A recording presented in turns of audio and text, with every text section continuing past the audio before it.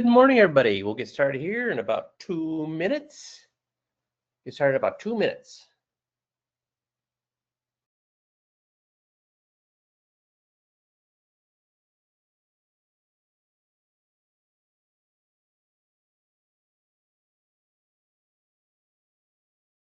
Good morning, everybody. We'll get started here in just a little less than 2 minutes.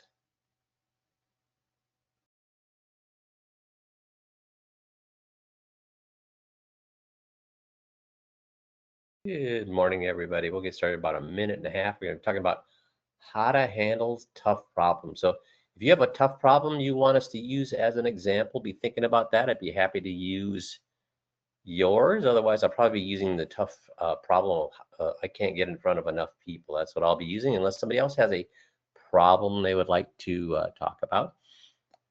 If you can put in your chat there that if you think that you would like me to talk about dealing with the strategies of handling tough problems and using I can't get in front of enough people as the hypothetical problem, could you just put a yeah there or a yes? So that would mean that's a good problem to deal with. Or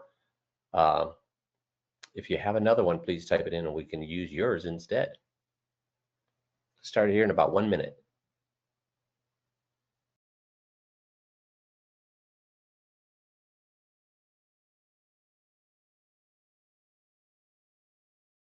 We started about a little less than a minute. Letting all the callers dial in.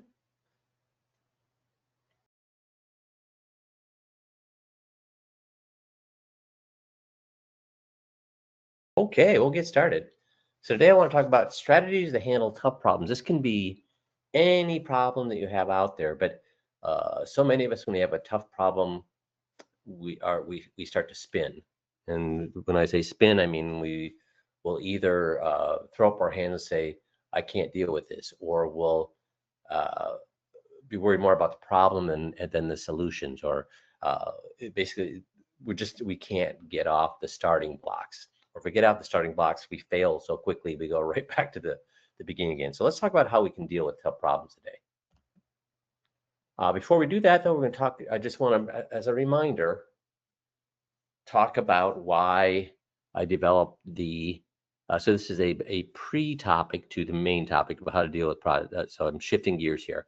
I want to talk about the fixed index annuity presentation and why it works so well. So does it have feature advantage benefit structure in it? Yes, but that's not primarily the way that we do it, because feature advantage benefit is collect product properties, note that one of the three advantage properties, and note one or two benefits each other.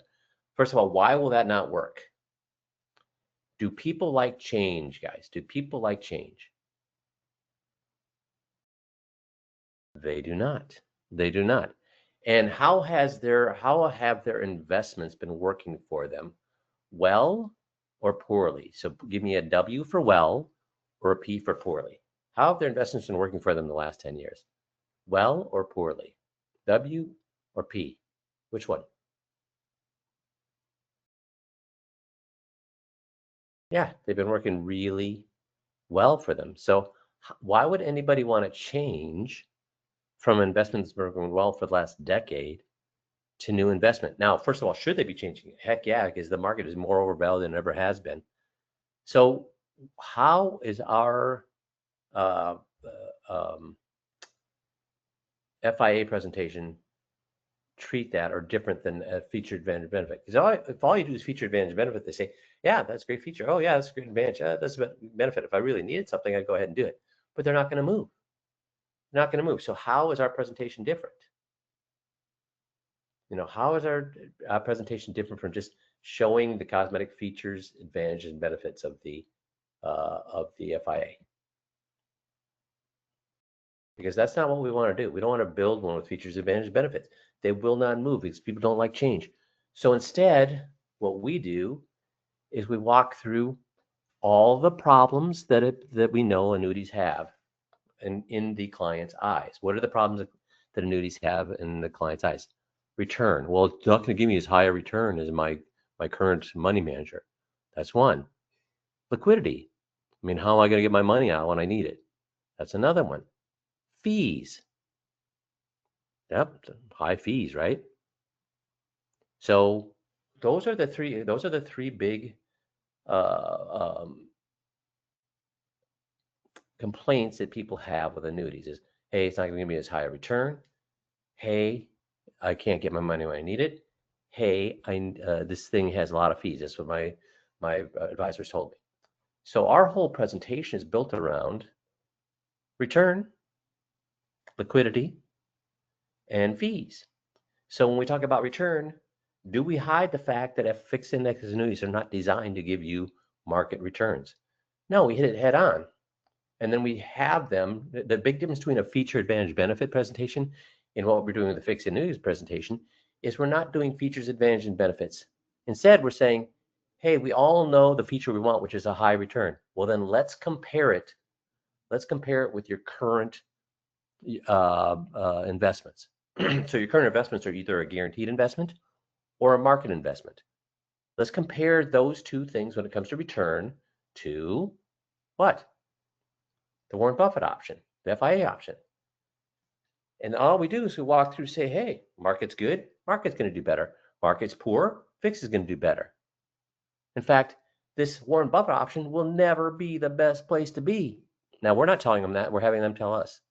And then we play the devil's advocate and say, so why would you ever want, after we've gone through that whole return portion of the presentation, again, we're not hiding or saying it's going to perform. We know that over the last 10, 20, 30 years, it has outperformed the market, but we're not going to make that claim. Let's underpromise and overdeliver. So instead, we say it's going to underperform the market, even though we know for the last 3 decades it's overperformed the market. We're going to say it's underperformed the market.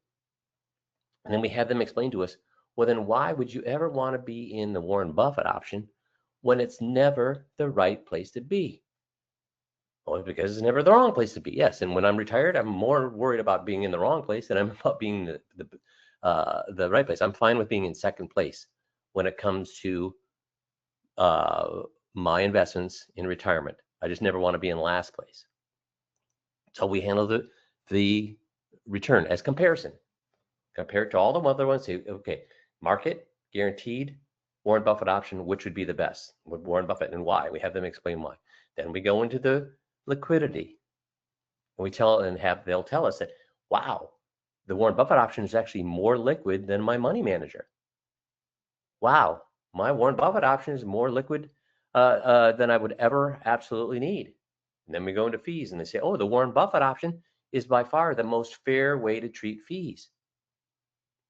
So does that make sense? So we don't do the old feature advantage benefit, because then all you're going to do is they're going to say, yeah, that sounds pretty good, but I'm pretty happy with where I'm at now. Instead, we do a comparison presentation where they say, I'm not happy with where I'm at now. The Warren Buffett option is way better. So guys, please learn the fixed index annuity presentation. I've been using it since 1997. Advisors have been using it since 2001. And it has a 94% closing ratio. Why? Because the client says it's better when it comes to return, it's better when it comes to liquidity, it's better when it comes to fees. And if it's better with return, liquidity, and fees, where would you want your money? Does that make sense? Good. So the big topic today is obstacles. How do we overcome obstacles? So what most of us will do is say, oh gosh, big obstacle, what do I do? And like I said, we start to spin and we don't know what to do or how to approach that problem. So what is a good way to do that? Well, when we look at problems, we need to reinterpret. We need to reinterpret what that problem means. And what's reinterpret? We need to re-explain what the problem is. We need to rethink what the problem is. We need to reenact what the problem is, revisit it, revise.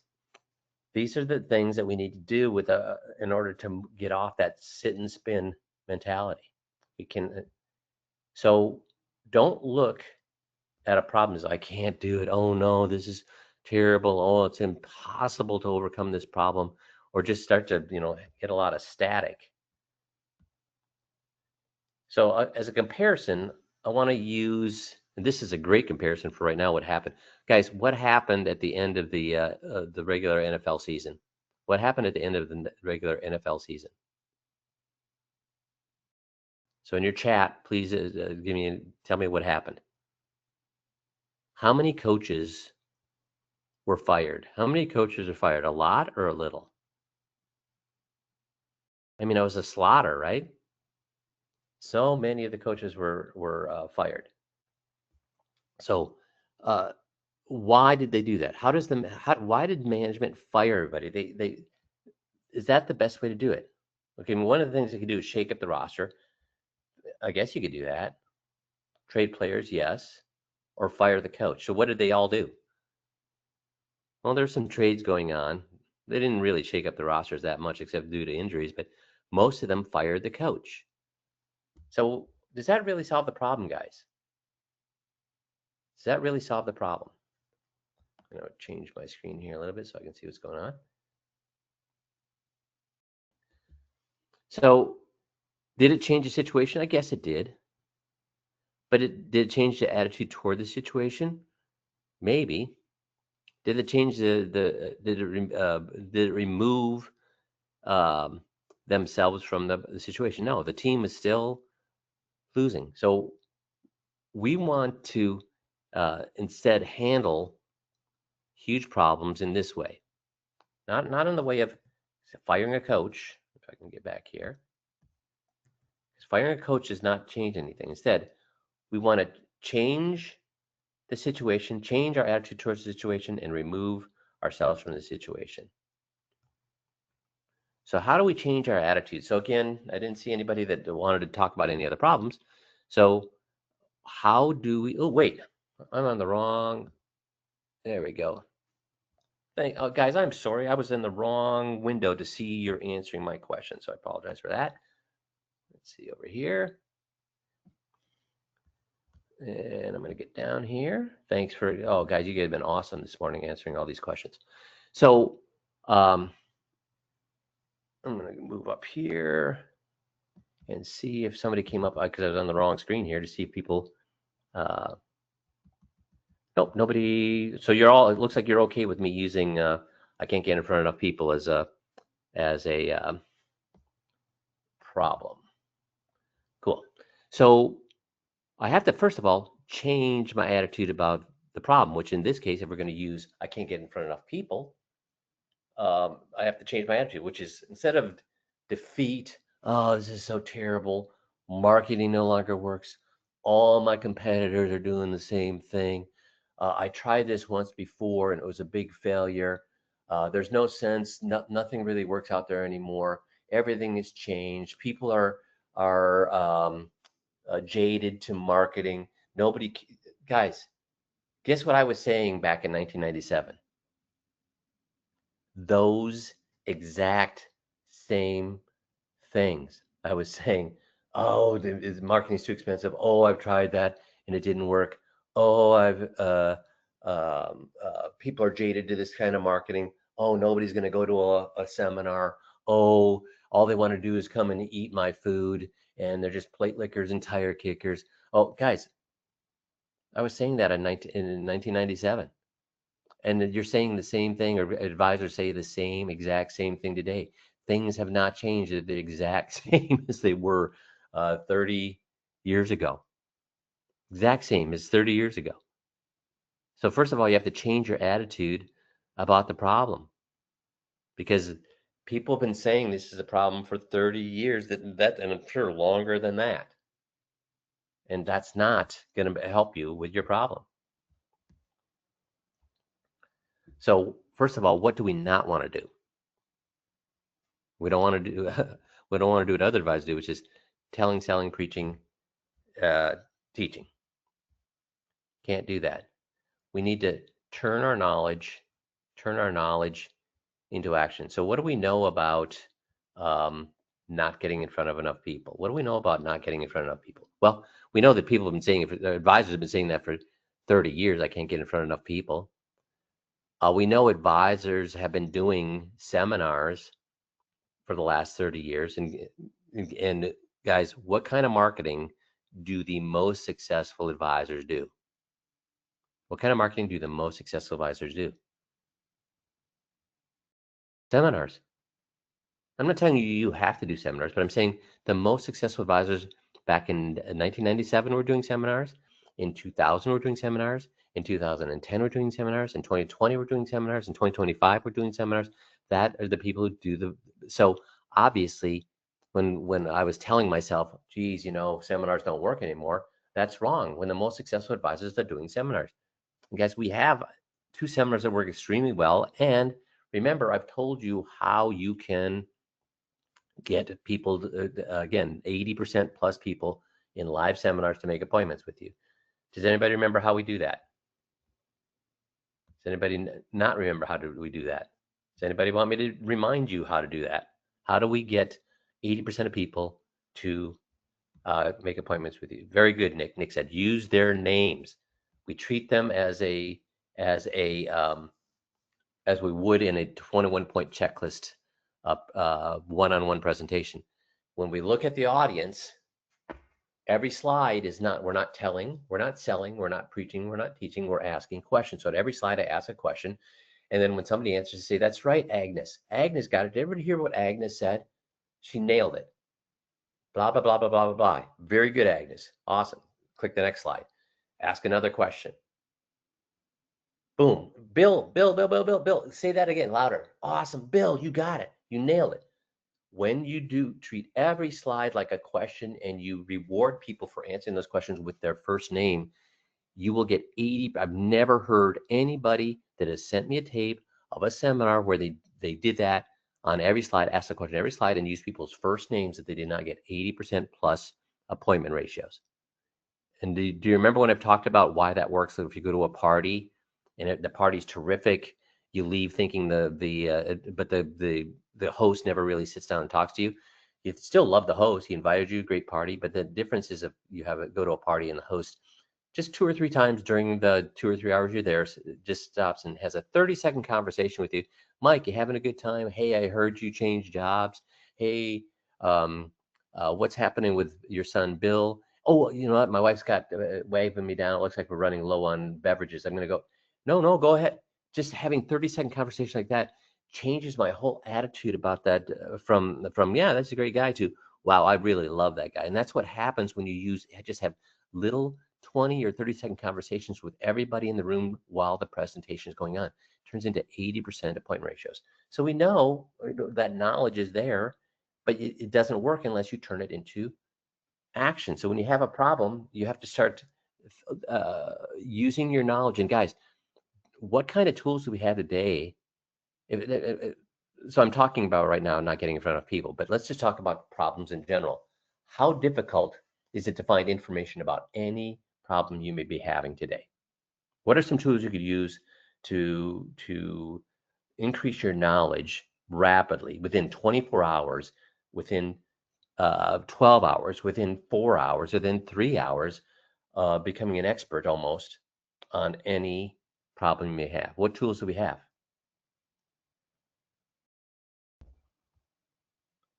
That's right. AI, Steve. AI will go through whether you use Gemini, ChatGPT, Perplexity, any of the other ones out there. Will go through, and what used to take me 3 months to learn will summarize it in 2 minutes. So you have the ability to turn or to gather the knowledge, but the problem is once you gather that knowledge, you need to be able to turn it into action. So we're using the example again of not getting in front of people. So success is the ability to go from one failure to another with no loss of enthusiasm. Do you remember when I've talked about, this is probably about 7-8 years ago, a Forbes journalist went and interviewed, and the reason he got into Talk to Billionaires is because he was a Forbes journalist. He talked to over 100 highly successful people that had amassed fortunes of 500 million or more. He talked to over 100 of them. What was the one characteristic they all shared?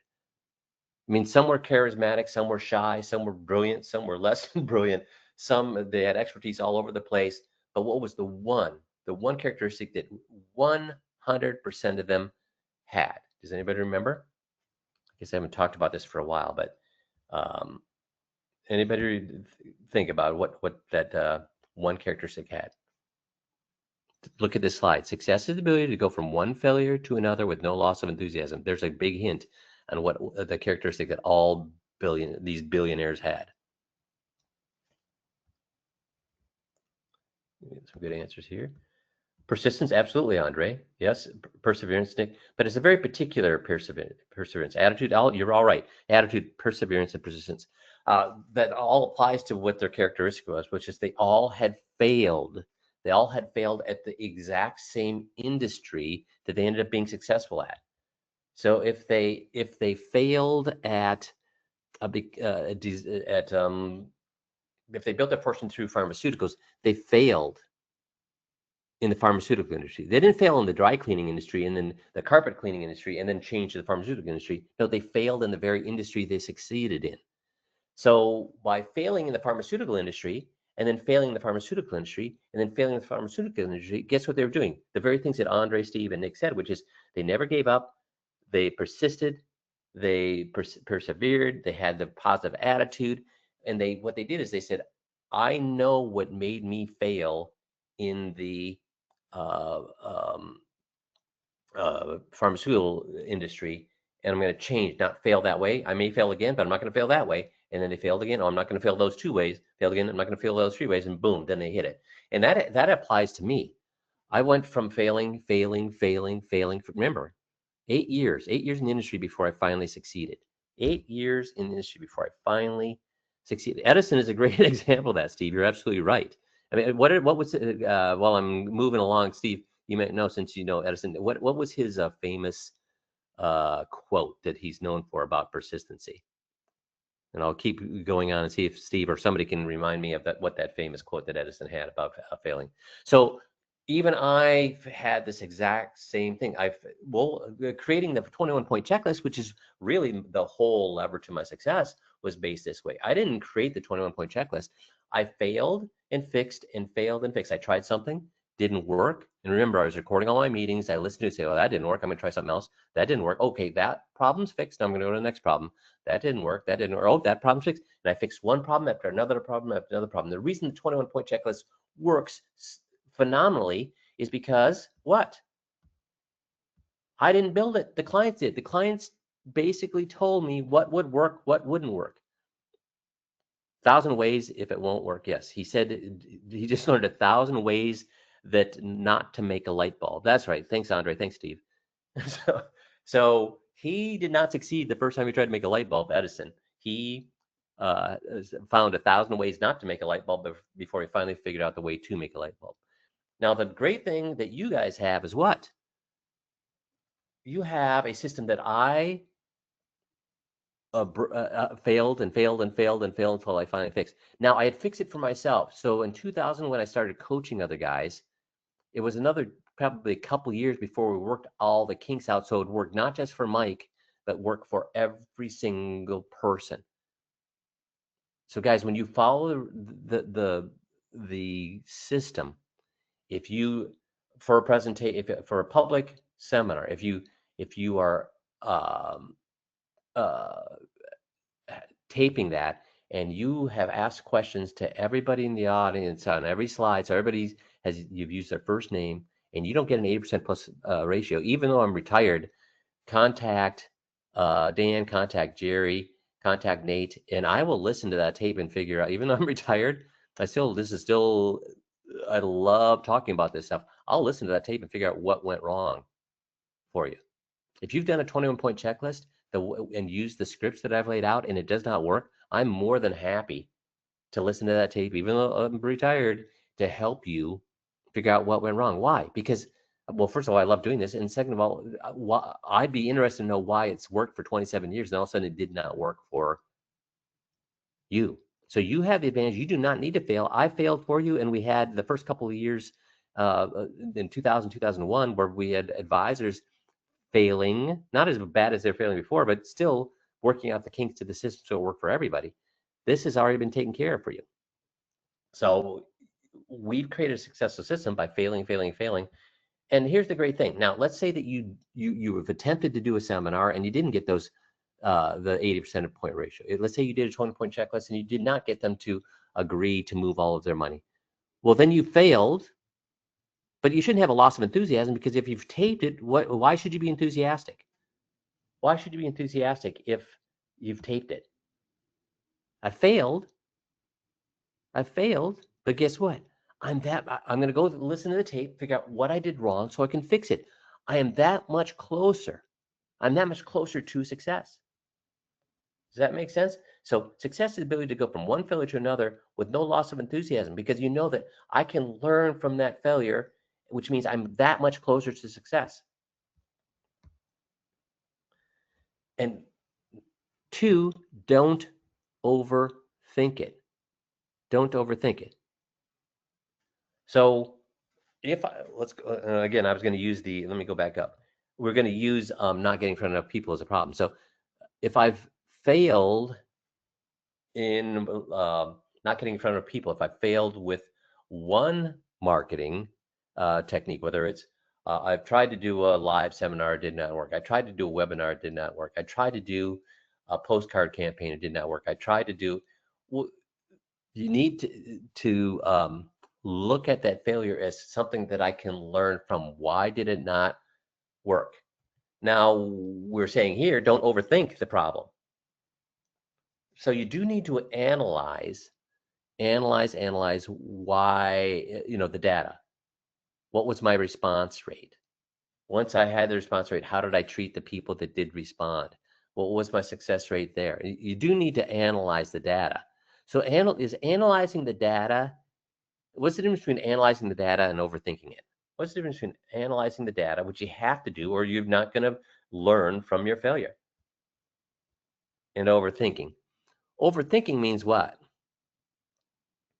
That's the sit and spin mentality, where you think, well, it could have been this, it could have been that, could have been this, could have been that, could have been. No, look at the data and draw your conclusions from the data. Don't just sit there thinking all sorts of things about it. And that's why I love live things, whether it's a one-on-one meeting or a live seminar, because then I've got taped taped meetings or taped interactions with people that I can analyze and draw conclusions from. Okay. So look for the benefits that aren't obvious. So look for benefits that aren't obvious in that problem. Well, what kind of benefits could you have from a failed marketing attempt, like getting in front of people? One, the most obvious one is it's going to make me hungrier. And what would I do with making more hungry? It means when I finally get in front of somebody, I darn well better what? Close them. I better be able to close them. If I only get in front of one person, that means I better have 100% closing ratio, or I'm screwed. And guys, I had a seminar in a small town in Minnesota at a American Legion that one person showed up for. I closed that person. So was that a successful seminar for me? Yes. Was it my most successful seminar ever? No, but I more than doubled my cost for it cost me, I think, $3,500 to um, uh, do that, where only one person showed up, but I ended up getting an $8,000 commish from it. So it works. So look for benefits that aren't obvious. Well, instead of saying, "Oh my gosh, only one person showed up, I'm not getting a lot of people showing up," I can look at for the benefits, which is what I better then become. The benefits are I'm hungry, so I better be awesome when I do get in front of people to make sure I close them. I better get better at using people's first names to get them to make appointments at a seminar, or I better be better if I'm doing buying leads from some annuity company that's selling leads. I better be better at converting those people to get them to come to the office. And once they're in the office, I better be able to close 100% of them. So that's an example of looking for the benefits that aren't obvious. What other kind of benefits are obvious when marketing doesn't work? If it's not working for you, you know it's not working for other advisors either. So that should give you some adrenaline, thinking, well, when I find that thing that's working for me, other advisors won't know about that either. So look for the benefits that aren't obvious. And most of all, take a deep breath. It calms the mind. And I am the pot calling the kettle black when it comes to this. I mean, I do not respond well to stressful situations. I panic. I panic. If there's a if there's a fire, I panic. If there's I mean, I'm not proud of it, but that's just my mentality, and it's something I've worked on my entire life. But uh, I have to. Nothing is accomplished by panic. Your mind is not clear. You're not able to make good decisions. So the first thing you need to do when you I'm not getting in front of people. I've just mailed this thing out, and I spent $5,000, and nobody's. Yeah, I know that's a panic. That's a panic situation. Spent $5,000, nobody's showing up. But the first thing you need to do is take a breath, calm down, because nothing's gonna good is gonna happen from angst. So take a breath, say, okay, this did not work. I'm going to need to analyze the data. What went wrong? Um, Pump it into AI and ask the AI what they think went wrong. Talk to ECA, your marketers at ECA, and ask them what went wrong. What kind of um, uh, uh, results have they seen from other people trying to do a marketing campaign? Take a breath and think. Well, I did not get nearly as many people as I thought I would get. What had better happen with those few people? Well, I better make sure they make an appointment at the seminar. So I better be awesome at that. And when they come in, I better be awesome at closing them. By taking a breath, you can start to think again, because panic is not going to get you anywhere. Reinterpret the person's behavior, the situation. So when I do a seminar and no, I didn't make any appointments at that seminar, my interpretation is that they were all plate lickers and tire kickers. I was interpreting the fact that they were the bad people in this situation. Not that I wasn't good enough. I was saying no matter how good I was, they're just plate lickers and tire kickers. No, I had to reinterpret their behavior as, of course, they're tire kickers and plate lickers. They're happy with their current advisors. They're just there for the meal and maybe a tidbit of information. I had to change my mindset that the reason that they were there was not to move their money to me. If they wanted to move their money, they moved it a long time ago. They were there for the free meal. Yes, they are a plate licker. Super. They are a tire kicker. Super. I had to then create a mentality that I'm going to turn tire kickers and plate lickers into clients, and we have designed that for you. So reinterpret behavior, because remember, 8 years I blamed everybody but myself. I said, I'm working in Rochester with the stupidest people in the world because they take my information back to the advisor who created the problem for them in the first place. I'm giving them a solution and they're going back to the guy who created the problem. What is wrong with these stupid people? They weren't stupid. I was stupid. People do not like change. They do not like confrontation. They do not like hassle, and leaving the current advisor is full of change and hassle. Of course, they didn't want to move their guy. They're going to make all sorts of excuses for their guy to just go back to him. So I had to create a system where they could not go back to their guy. My seminar, in fact, in 2 weeks, I'm going to go walk through the seminar I used to create a $1 million, the NASD. Of course, that no longer exists, but it was approved by the NASD, National Association of Securities Dealers. It was the presentation I used to grow my business from basically making $50,000 a year to making $1 million a year in 3 years. I used that presentation for 3 years in a row. And it's what all my guys started with before the NASD changed. And when the NASD changed, then they no longer or they came up with all sorts of changes that need to be made in the presentation. But I'm going to go through that because there's still so many gems there. But even with that presentation, I was getting in front of people and not getting them to move their money. I had to figure out, how do I get them to leave their guy? And it was through having them learn not to trust him. So I had to reinterpret that person's behavior, not as blaming them for, but saying, of course it would be that way. That's how I would be if I was in this situation. And put the events into a wider context. So what's the wider context? If my wider context is this, is that yes, my market, I can't get in front of enough people. Well, guess what? That's a problem that other people have as well. So that's a good thing. When if I'm having troubles, I love that, because it means other people are having the exact same troubles. All I need to be is creative enough to find a way around that. And I know that other people are not aware of that other way to get in front of people. So that's should be actually a positive in my mind. And guys, as we're talking about this, what are other ways that we, if let's say that I'm doing a seminar, let's do it, and it just doesn't work for me. It's not my strength. I'm not a good public speaker, whatever. It doesn't work. Do we have other ways to get in front of people? Yes or no? With the 5Q system, do we have other ways to get in front of people? Yay or nay?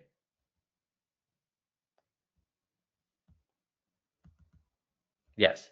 And do those things, those other ways, do we have lots of ways you can get in front of other people at no cost whatsoever? Yeah, well, I'd say no cost whatsoever. Let me rephrase that. For less than a couple $100. Yes, a lot of them.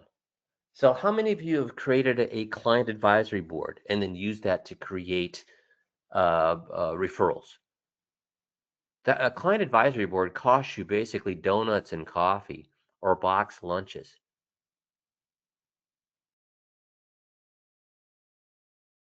And boom, now you've got people who will actually start referring, because the whole client advisory board system is designed, sure, is to get their opinions, sure, to see what's working, sure, to see what's on people's minds. But the primary reason that we do that, those are secondary reasons. The primary reason we do it is because your client, it's set up for your client advisory board to give you referrals.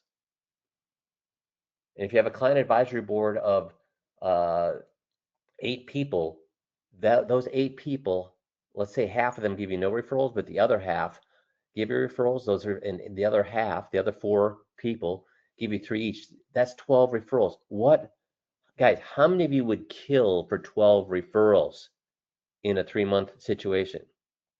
Could you make a good living getting 12 referrals every 3 months? Yes or no? Yay or nay? Could you make a good living getting 12 referrals every 3 months? You're darn right you could, because how those guys, people are already pre-sold, and that whole system was designed to get you referrals. So that's an example of failing at a seminar, rethinking about the situation, but not overthinking it, analyzing the data, then putting events into a wider context, saying, you know what, maybe spending money on my to go find new people would be better spent, my time, effort, and thinking would be better spent going back to my current clients and finding a way to encourage them to refer to me. And is the client advisory board the only way we have, the only system we have to get them to refer their friends, neighbors, relatives to you?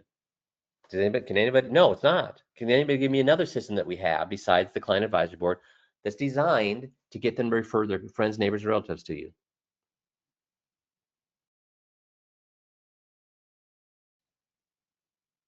What's another way? I'm glad I asked the question. We just covered this about 2 months ago. Your annual review with your clients. Is the annual review you have with your clients where you go through the non-financial?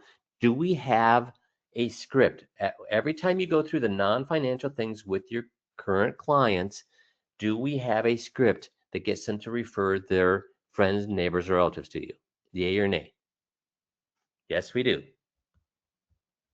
Do we have a document that we can put in front of them that will cue their thought pattern to remember who that would be good for. Do we have a document at your annual review where we say, hey, do you know anybody that sold a house? Anybody just retired? Anybody just turned 70s? Anybody just had a kid? Anybody that is selling their house to downsize? Do we have a document that you can put in front of them that gets them thinking, oh, wait, I have a person like that. Oh, yeah. And then you use the 21-point checklist. How much time? Remember, just a brief review of the referral script was after you go through the non-financial, the 7 non-financial things, you say, now how much time, how much money, how much hassle did we avoid by having these documents in place? A lot or a little? How much time? If one of these things happened, you didn't have the documents, how much time would you waste? How much money would you waste? How much hassle would it be? Yeah, so these are great documents, right? Should everybody have these things? Yes. So can I ask you a question? Are there anybody in your life who relies on you, who runs things by you, who when they have a problem, they may call you for advice? Do you have anybody in your life like that? Now, not everybody out of a role play, not everybody has that, guys, but are there people, yay or nay, are there people who are looked at as a reliable resource of information from their friends, neighbors, relatives? Are there people out there like that? And it's likely they're your clients. Why? Because your clients are smart enough to go to work with you. That's why. So when I ask them, do you have people in your, and also, do people like to brag about how smart they are, about how people rely on them for information? Sure, they do. So when you ask, so they've already validated that those non-financial things are very important. Will save them time, money, and hassle. And when you say, do you know, is there anybody in your life that looks up to you, runs things by you, looks to you for advice, comes to you for information? They say yes. So if one of these problems happened to them, who might they call for advice then? Well, they might call me. They might call you. So now their problems have become whose problems? Well, their problems have become my problem. Yeah, their problems have become your problems. So would you like me to sit down with them for a half hour? I'll give them the same forms, help them fill out. And by having that done, their problems will no longer become your problems because they'll be fixed. Now, why does that work for referrals? Because first of all, if you try to get a referral from somebody, they think, oh, you're just going to sell them. I'm not going to put my friend, neighbor, relative in that situation where you're going to strong arm them to move the money. When they've admitted that these forms are going to save them time, money, and hassle, and then I say, would you like me to sit down with them, your friend, neighbor, relative, for a half hour? Why do I say a half hour, guys? Does that sound like a huge commitment or a low commitment? Does that sound like I'm going to chase them forever, or it's going to be a half an hour in and a half an hour out? And then when I say, we're going to fill out these forms, so they're wondering, oh, if I say, hey, would you give me a referral? They're thinking, oh, you're going to just hammer them and try to get them to move money. When I say, to fill out these forms, does that lower their fear of referring to their friend, neighbor, relative? Of course it does. Because they instead of saying, hey, have you been happy with the way I've treated you as a client? You've been happy with your performance, your investments? Would you like me to sit down with your friend, neighbor, or relative? They're thinking, well, you're going to try to sell them the same investors you sold me. Hey, they're great for me, but I don't want to put my friend, neighbor, relative in a situation where they're being strong armed to buy a product from me. But when I say, would you like me to sit down with them and fill out these forms? They think, oh yeah, that makes sense. I mean, in fact, my friends, neighbors, relatives would love the fact that they're getting all this free service from you. See, low time commitment or low defined time commitment, half hour, exact layout of what we're going to cover, those forms. See, that lowers their fear of referring to you. So by putting the events into a wider context, how do I get in front of people? I don't have any money. I don't want to spend any more money. Maybe I got to figure out another way to do this. Oh, I'm sitting on the diamonds in my backyard. I have a gold mine in my client base. 5Q has tons of systems to go back to those current clients. Number one, client advisor board. Number two, every annual review you have. Number three, the birthday seminars. Number four, lunch and learns. Number five, client appreciation events. You want me to go on and on and on?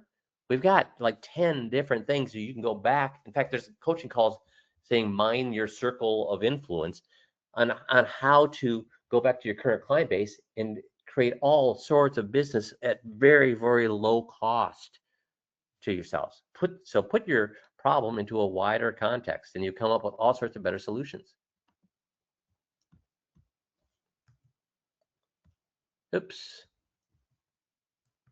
Oh, so I've got to move this around. Sorry, just a second here. Okay. So where does this fit as part of the bigger picture? So in generality, putting things into a wider context is, where does this fit as part of the bigger picture? How big a deal will this feel a week or two from now? So this is how to recover from a problem that blew up in your face. So I just spent $5,000 for a seminar, nobody showed up.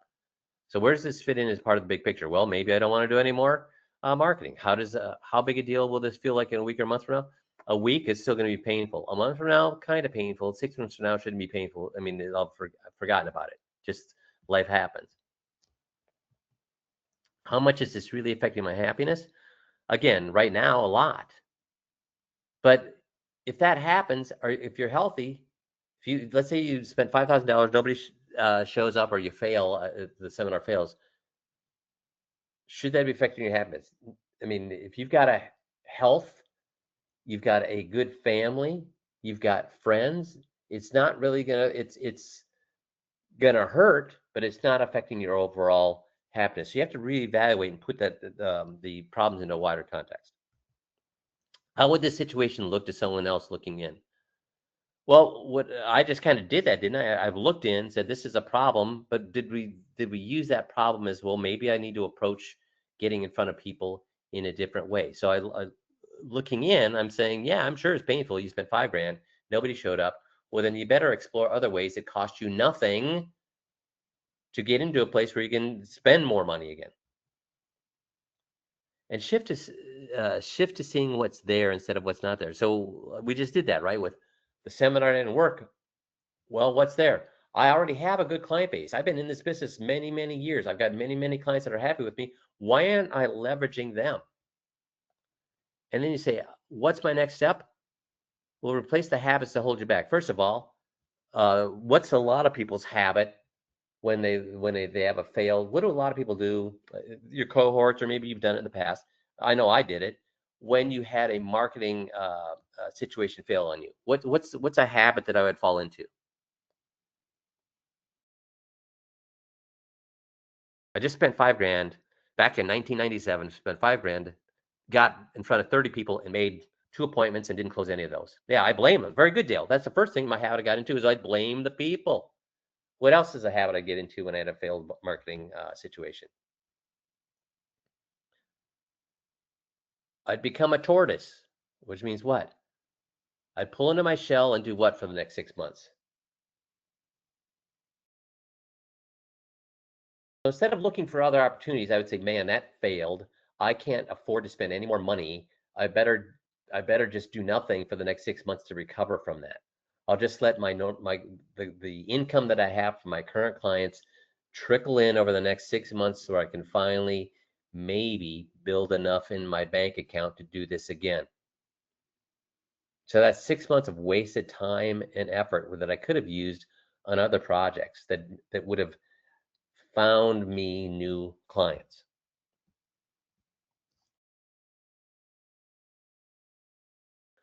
Holding, and again, Dale just nailed it. What was my old holding on to old beliefs?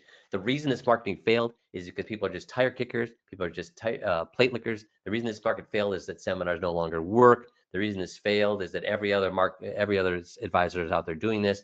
I mean, holding on to old beliefs do what?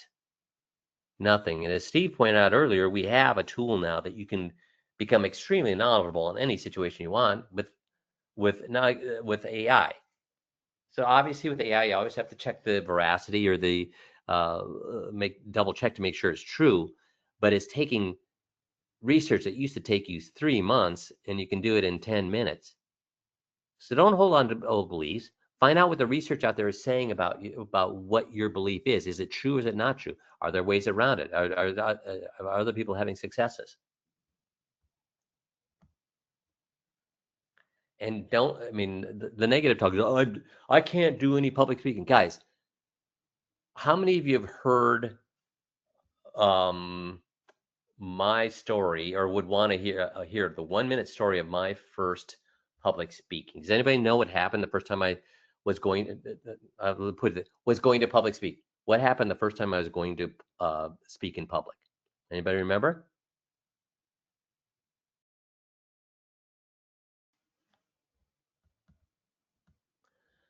First time I was working for American Express.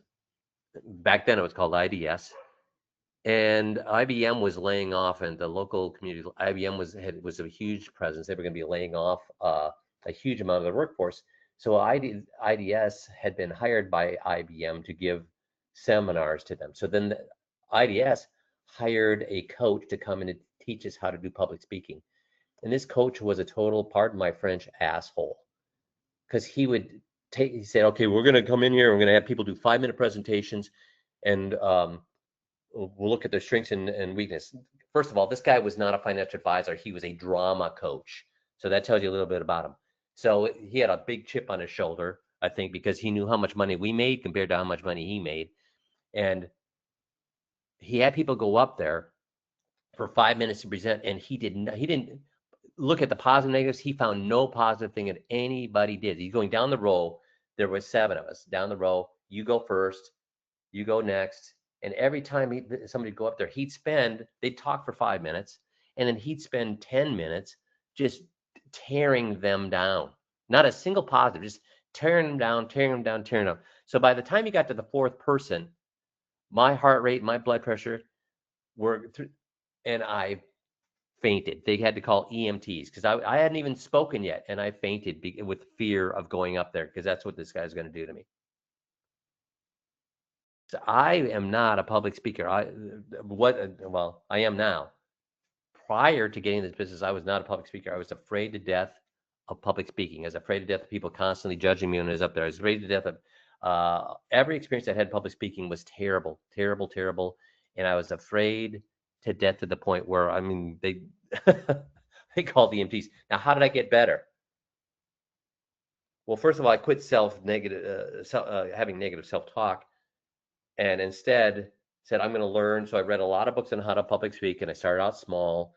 And my main change was I found that when you were an expert on a topic, people were interested in what you had to say. So when people are interested in what you have to say, guess what?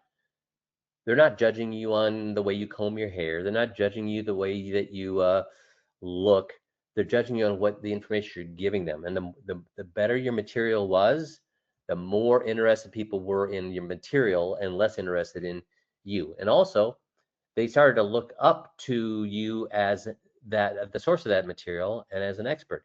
And there's nothing more that'll pump up your ego better than having 20 people in a room look at you as you are the smartest person in the world when it comes to that thing. So I had to get out of the negative self-talk that was spiraling me down and basically making me not even able to do public speaking to a point, and turn that around and learn that people are more interested in your topic than they are in you. I had to stop the negative self-talk. And unrealistic expectations. Well, I kind of disagree with. I would say if you had to create a system from the get-go, yes, then you shouldn't have unrealistic expectations. But now, does 5Q have data on the success rates you should be having if you use our system, if you use the techniques I use for public seminars? Do we have data on what you should expect? You do. Now, if I'm creating that system from scratch, I better not have unrealistic expectations on how things are going to go. Because remember, success comes from failure after failure after failure and learning from those failures. So if I'm starting something from scratch, I should know that I'm going to fail. I should know I'm going to fail. I should know I'm going to fail, and I'm just going to build and build and build and build. But now that we built it for you, the nice thing that you have with 5Q, you should have expectations of how things should work. And I just told you earlier, if you follow the system and your expectations of how your success should be do not come true, what should you do?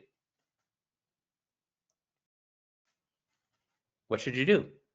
Schedule an appointment with me. I'm more than happy to come out of retirement to walk through those things with you. Make sense? We'll get you to where you need to be. So don't aim for perfection, aim for success. You know you're going to fail, learn from those failures, and look towards success. It's not all or nothing. It's not all or nothing. It's learning from your failures. So moving from paralysis to action, number one, define the problem. Number 2, strategize how to fix that problem. And then just try, adjust, and try again. Start with the easiest thing first, just to get the ball rolling. Measure the result, and then adjust before your next try. Remember that there is no failure. There's just more information to adjust, and then you rinse and repeat. Does that make sense? Awesome. Well, thanks for being on today. Have a great rest of the week, and we'll talk to you all next Monday. Thanks, everybody.